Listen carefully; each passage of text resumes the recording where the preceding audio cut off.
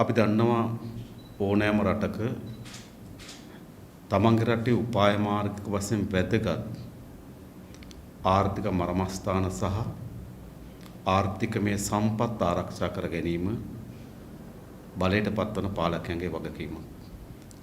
අපි ඉපදිනකොට අපේ රටේ හිමිව තිබුණු සම්පත් අපි මේ යනකොට විදේශීය සමාගම් වෙත පවරා තිබෙනවා නම් ඒ මොනතරම් ඛේදවාචකයක් අපේ රටේ නිර්මාණය කරයිද?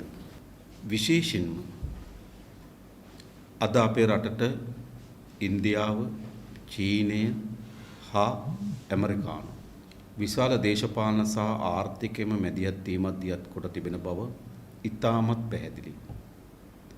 දීර්ඝ කාලයක් තිස්සේ අපේ රටේ පාලකයන් අනුගමනය කරන ආර්ථික පිළිවෙත හා විදේශ පිළිවෙත මෙවැනි අතුරු අන්තරාකාරී තත්වයකට අපේ රට පත් කිරීම සඳහා හේතුකාරක වී තිබෙනවා.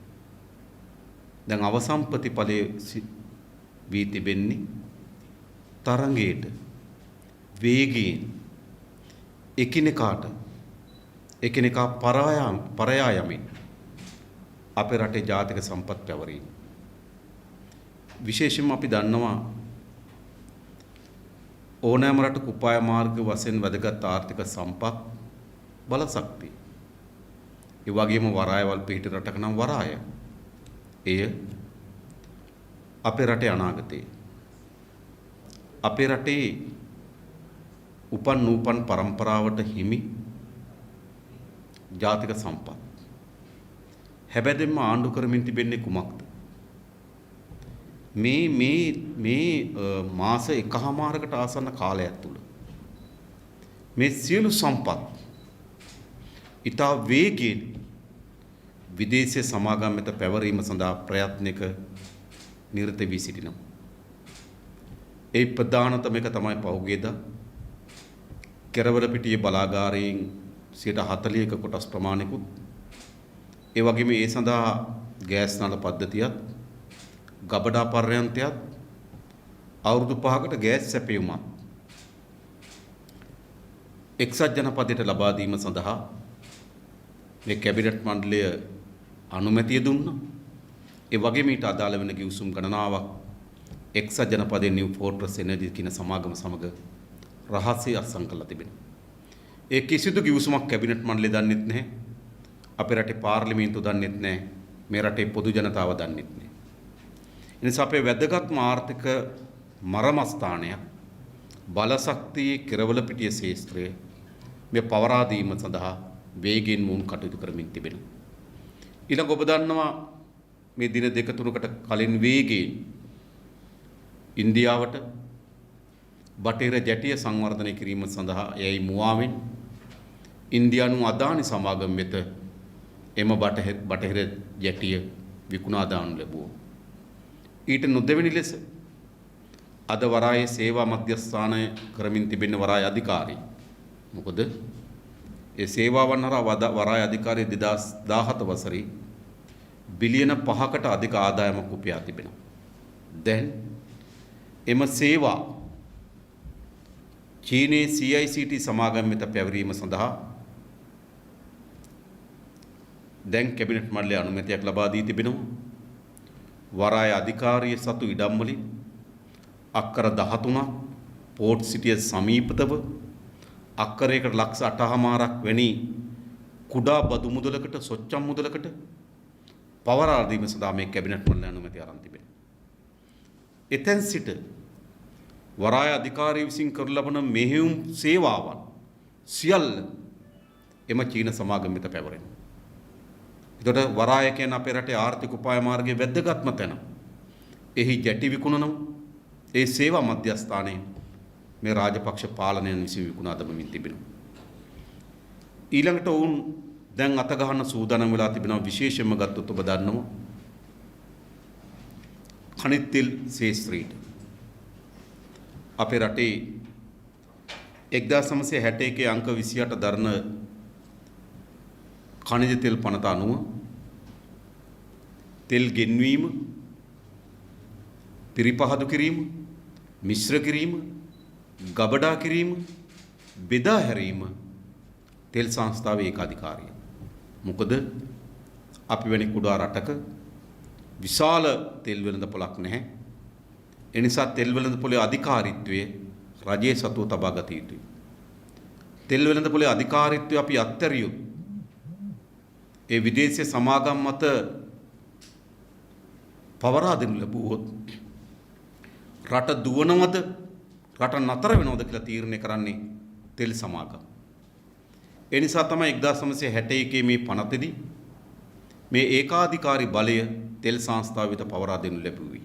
නමුත් රනිල් වික්‍රමසිංහලගේ පාලනයේ 2002 දී 2002 දෙසැම්බර් මාසයේ විශේෂ විධිවිධාන පනතක් ගෙනල්ලා IOC සමාගම වෙත ඉන්දියානු IOC සමාගම වෙත තෙල් ගෙන්වීමත් ගබඩා කිරීමත් බෙදා හැරීමත් කියන ශේස්ත්‍ර පමණක් තෙල් ගෙන්වීමත් ගබඩා කිරීමත් බෙදා හැරීම කියන ශේස්ත්‍ර පමණක් IOC සමාගමට අවුරුදු 20ක බලපත්‍රකින් ලබා දී තිබෙනවා.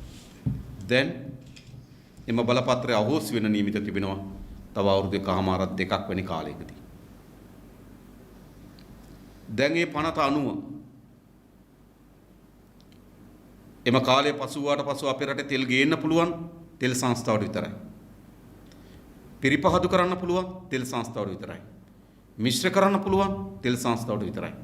ගබඩා කරන්න පුළුවන් තෙල් සංස්ථාවට විතරයි. බෙදා හරින්න පුළුවන් තෙල් සංස්ථාවට විතරයි. ඒ කියන්නේ යලි තෙල් සංස්ථාවේ ඒකාධිකාරීත්වය තහවුරු වෙනවා.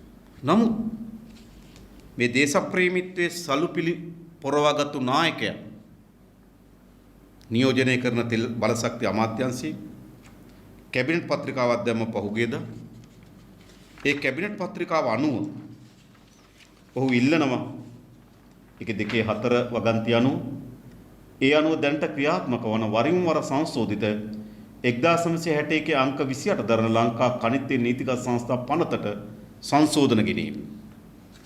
මොකද අපේ රටේ තෙල් වෙළඳපොළ විදේශීය සමාගම් වෙත විවෘත කරන්න බෑ මේ පනත අනුව. අපි සතුව තිබෙන පනත අනුව 61 පනත අනුව. දැන් මොකද කරන්න ඕන?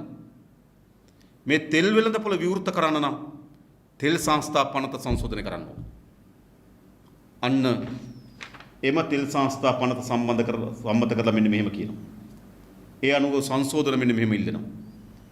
පෙට්‍රල් ඩීසල් භූමි තෙල් සහ දැවි තෙල් ආදී khනිජ තෙල් නිෂ්පාදන හා විකල්ප ඉන්ධන ආනයනය අපනයනය පිරිසිදු කිරීම විකිණීම සැපයීම නිෂ්පාදනය කිරීම මිශ්‍ර කිරීම හා බෙදා හැරීම සඳහා විධිමත් තෝරා ගැනීමේ ක්‍රමවේදයක් යටතේ සුදුසුකම් ලබන පාර්ශ්වයන් වෙත අමාත්‍ය මණ්ඩලය අනුමැතිය මත අවසර ලබා දීම සඳහා විෂය භාර අමාත්‍යවරයා වෙත බලතල ලබා දීම. දැන් ඉල්ලන්නේ මොකද්ද? 1961 අංක 28 දරන පනතේ khනිජ තෙල් වෙළඳපොළ එහෙම විවෘත කරන්න බෑ. තෙල් ගේන්න බෑ, කබඩා කරන්න බෑ, පිරිපහදු කරන්න බෑ, මිශ්‍ර කරන්න බෑ, බෙදා හරින්න බෑ. දැන් මොකද්ද උදේ ගම්මන්පිල khනිජ තෙල් අමාත්‍යවරයා මේ කැබිනට් පත්‍රිකාව වරා ඉල්ලන්නේ? අන්නේ සියල්ලට බලපත්‍ර ලබා දීම සඳහා ඔහු පනත සංශෝධනය කරන්න කියලා කියනවා. මොකටද මේ? තෙල් වෙළඳපොළට එවැනි විදේශීය සමාගම් කැඳවා ගැනීමේ උවමනාව ඒ තුල තිබෙනවා. මොකද මේ 1961 අංක 28 දරන පනත සංශෝධනය වන්නේ නැත්නම් මේ සංශෝධනය උදේ ගම්මන්පිල විසින් සිදු කරන්නේ නැත්නම් ත්‍රිකෝණමල තෙල් ටැංකි සංකීර්ණ IOC එකට පළක් නැතුව යනවා. ඒ නිසා එම තෙල් ටැංකි සංකීර්ණ මෙහෙයුම් ඔවුන්ගේ අතර ගන්න IOC සමාගමට ඒ වගේම විවිධ විදේශීය සමාගම් වෙත අපේ රටේ තෙල් වෙළඳපොළ අත්පත් කර දීම සඳහා තමයි මෙම පනත සංශෝධනය කරන්න උත්සාහ කරමින් තිබෙන්නේ. ඒ නිසා මේ සියල්ලංගෙන් පෙන්눔 කරන්නේ කුමක්ද? අපේ රටේ ජාතික වශයෙන් වැදගත් ආර්ථික උපාය මාර්ගික වශයෙන් වැදගත් ආර්ථික සියල්ල මෙවැනි සමාගම් වෙත පැවරීම සඳහා ප්‍රයත්නයක් දරමින් තිබෙනවා. ඒ විතරක් නෙවෙයි. දැන් මේ බදාදා පාර්ලිමේන්තුව ඉදිරිපත් කරලා තිබෙනවා. ඉතින් අපේ රටේ තෙල් කැණීම් පිළිබඳව 2003 खनिज संपත් අධිකාරිය පිහිටීම සඳහා පනතක් ඉදිරිපත් කරා. ඒ පනත අනුව අපේ රටේ තෙල් ගවේෂණය කරන්න, ඒවා කැණීම් කරන්න, ඒවා නිෂ්පාදනය දක්වා වර්ධනය කරන්න, පරීක්ෂණ කොට නිෂ්පාදනය කිරීම සඳහා ඇති කරන්න 2003 පනතෙන් බලතල දීලා තිබෙනවා. ඒ 2003 පනත එසේම තිබියදී දැන් මේ බදාදා කියන්නේ අනිද්දා ඒ 2003 පනත අහෝසි කරලා නව පනතක් ගේන්න උත්සාහ කරමින් තිබෙනවා. ඒ නිසා අද අපේ රට වෙන්දේසිකරුවන් කණ්ඩායමක් විසින් රටේ වැදගත්ම ජාතික ආර්ථික මධ්‍යස්ථාන විදේශීය සමාගම් මත පැවරීම සඳහා දරන මේ ප්‍රයත්න පරාජයට පත් කළ යුතුයි. ඔබ හිතන්න සමහර ක්ෂේත්‍ර අත්පත් කරගන්නේ ඇමරිකන් එක්සත් ජනපදයේ, සමහර ක්ෂේත්‍ර අත්පත් කරගන්නේ චීනයේ, සමහර ක්ෂේත්‍ර අත්පත් කරගන්නේ ඉන්දියාව. මෙවැනි බලවත් රාජ්‍යයන් අපේ රටේ ජාතික සම්පත් ආර්ථික මර්මස්ථාන අත්පත් කර ගැනීම හරහා අපි යලි යටත් විජිතයක් බවට පත්වීම ඊරනමට අද අපි මුහුණ දීලා තිබෙනවා. එනිසා මේ රාජපක්ෂ පවුලේ පාලනය විසින්, ඇමරිකන් පුරවැසියන්ගේ පාලනය විසින් පාලනය අවසන් කොට විශ්‍රාම ගොස් සුවසේ එක්සත් ජනපදයට ගොස් සිහින මැවීමට ඉන්න පාලකයන් විසින්, එක්සත් ජනපදයේ ජීවත් වීමට සිහින මවමින් ඉන්න පාලකයන් විසින් අපේ රට විදේශීය බලවතුන්ගේ යලි යටත් විජිතයක් බවට පත් කිරීම සඳහා සියලු පිඹුරුපත් සකස් කරලා තිබෙනවා. විශේෂයෙන් රාජපක්ෂ ආණ්ඩුව බලයට ආපු දේශප්‍රේමී මුහුණුවර, ජාති ආලය පිළිබඳ මුහුණුවර, රටට ආදරය පිළිබඳ මුහුණුවරට සැඟවිලා මේ විනාශකාරී ගමනේ මොවුන් නිරත වෙමින් තිබෙනවා. ඒ නිසා තෙල් සංස්ථාවේ වරාය අධිකාරී, විදුලි බල මණ්ඩලයේ, වෘත්තීය සමිති ව්‍යාපාරයන්ට අපි ආරාධනා කරමු. තමන්ගේ ශේෂ්ත්‍රය ඇතුළේ මේ සිද්ධ වෙන විනාශය වැළැක්වීම සඳහා ඔවුන් එකට එකතු විය යුතුයි.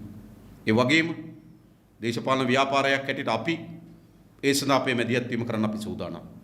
ඒ වගේම මේ රටේ අපි පුරවැසියන්ගෙන් ඉල්ලා හිටනවා මේ විනාශකාරී ආර්ථික ගමන පරාජයට පත් කිරීම සඳහා එකතු විය යුතුයි, ඒකරාශී යුතුයි. තව දුරටත් අපේ රටේ මහා වටිනා ආර්ථික උපාය මාර්ග වශයෙන් වැදගත් මරමස්ථාන මෙවැනි විදේශීය බලවතුන් වෙත පැවරීම සඳහා දරන මේ ප්‍රයත්න අපි පරාජයට පත් කළ යුතුයි. The News Reporter වාරණයෙන් තොර අපක්ෂපාතී වාර්තාකරණය.